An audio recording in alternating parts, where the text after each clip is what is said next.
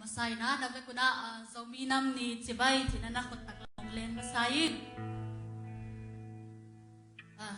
Tulay ta kina ngay to aleng igam din ni dang ito.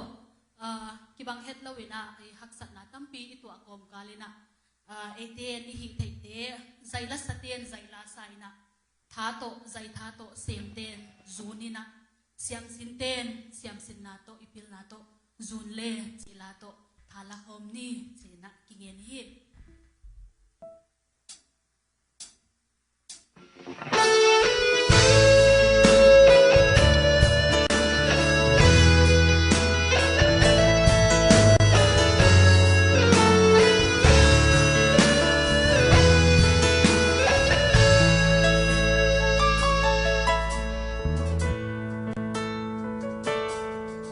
Mi magpian ay kamle nam samang kat na tukol ko'y nakan nunua nga siyam di nang lagay mo puwak ahi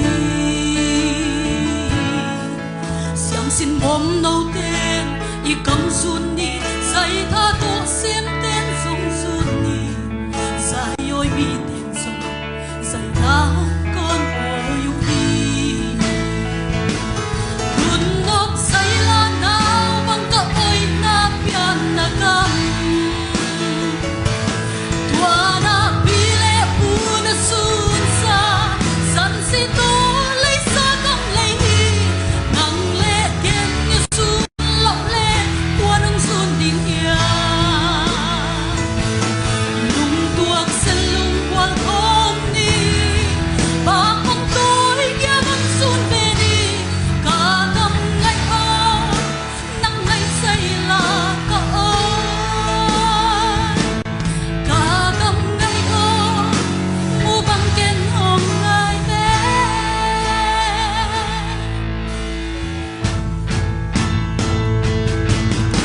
lấy ít vàng hà thầm xa ngày